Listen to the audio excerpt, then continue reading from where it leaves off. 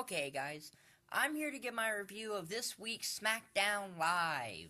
I'm later than normal at this, but I've had a somewhat busy week. But this was the SmackDown Live for September the 20th, 2016. Uh, it was a good SmackDown, slightly better than Raw in my opinion. No Mercy they're really shaping No Mercy up to be really, really solid. Or potentially solid.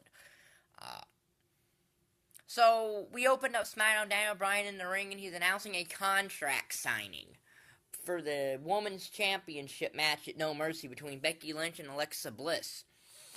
And it's a general contract signing with shenanigans galore. With Alexa hitting a nail after signing the contract. Alexa nails Becky with the contract thing and then flips the table over. And then Becky chases Alexa and signs the contract. And Becky and Alexa had some very good promo work. Alexa said that Becky Lynch is not designed to be a champion. And then Becky said, no, she's not designed to be a champion, but she is now, and it's going to be harder for Alexa to get it from her. Very good stuff there by Becky and Alexa.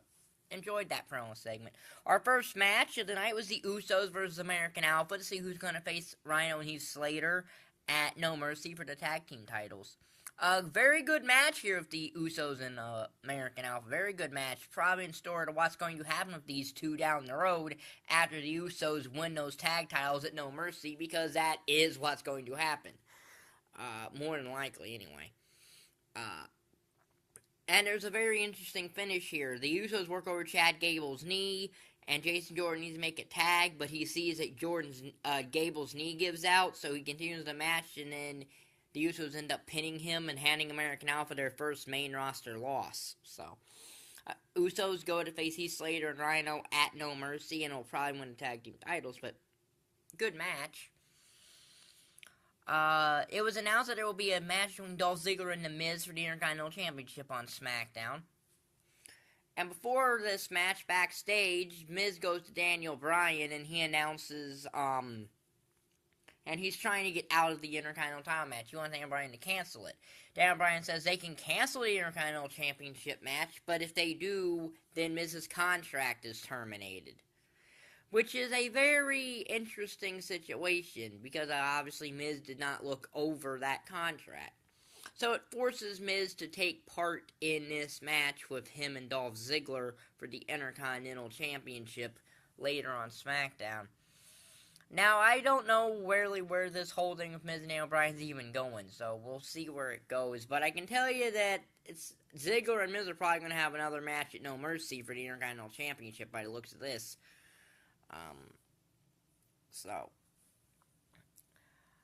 Yeah.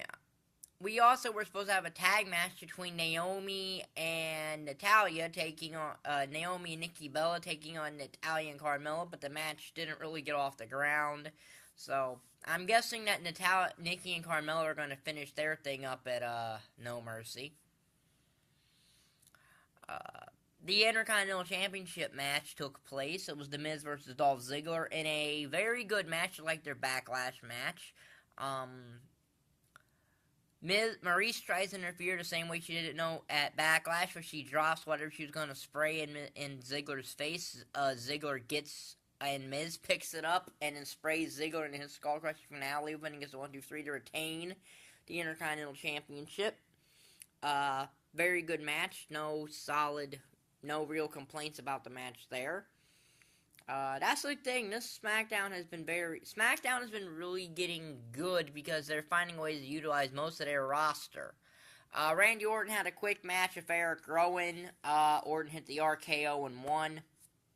Is it really surprising? The Wyatt family aren't exactly, Goldberg here. The Wyatt family are not exactly being booked like Goldberg. They're the masters of losing more than they are of winning. The main event was John Cena versus Dean Ambrose in a good match. Cena's going for the attitude adjustment. Ambrose rolls him up, and Dean Ambrose wins.